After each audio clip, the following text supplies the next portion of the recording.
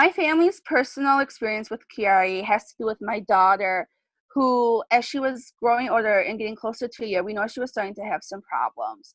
And for a while, we got bounced around from different doctors.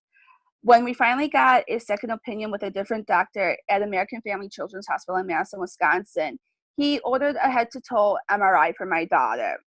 Upon getting those results, we found that not only did she have a Chiari malformation, but she also had, a tethered spinal cord and a possible steering. So then the next steps after getting that, which for my family and I, it was completely shocking and heartbreaking because you never would have expected it, because my daughter, she looks completely normal. You'd never know she has any of this going on. So then after we got those results, we went and saw Dr. Taryn Bragg, who is a neurosurgeon. And she did further studies, including a Chiari protocol and a full spine MRI to get a better look at everything. So then after those tests were done, we met back with Dr. Bragg and we kept going over everything that she was doing, the standing on the head, the unstable walking. So then in August of 2014, my daughter had the first surgery related to all this. She had a tether cord release, which helped a lot with her walking and how her feet were acting.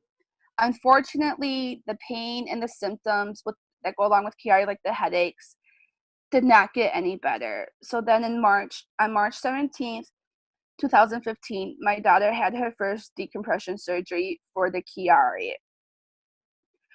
After that, for almost a year, we had barely any problems at all. It was like she was back to how she was before all of this and all the problems started.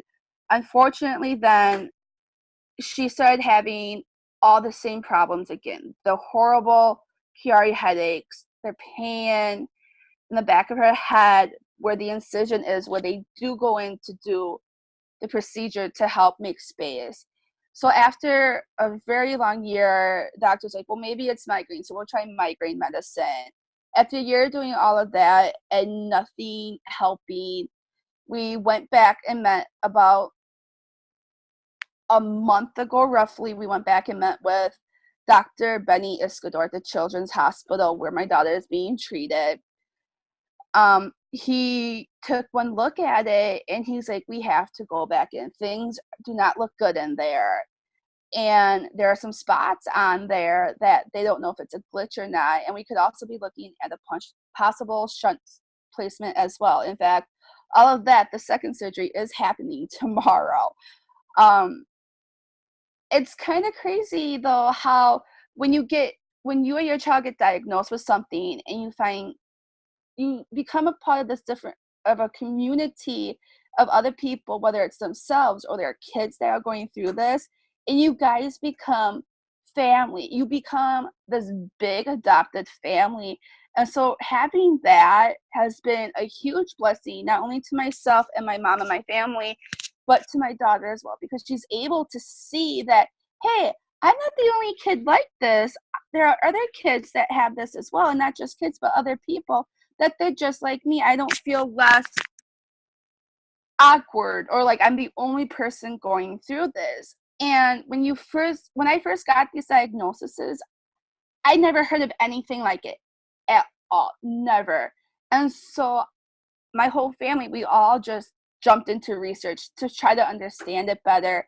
And that's when I met some people through some of the Chiari groups I was introduced to by people.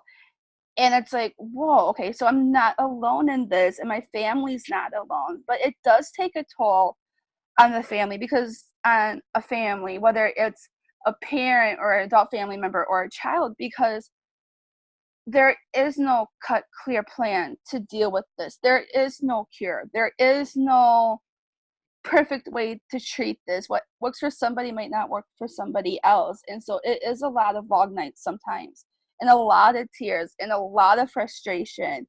And you just have to keep fighting, because you go into a survival mode, like, I need to know everything and we're going to beat this. And for my family, we're really big with getting out there and spreading awareness, because to us, that's the best way that we're going to get people to understand what this is and to help educate doctors so that they know more. And for me, the scariest thing was dealing with so many doctors through this journey that had no idea what it was or what caused it or what the symptoms were, because it's very scary. There's only so many doctors in this country that actually understand what Chiari is, that are very well educated in it. So it's very scary, but it's also brought my family closer, and it's been a bittersweet journey at the end of it. And we're gonna keep fighting. And my daughter, she is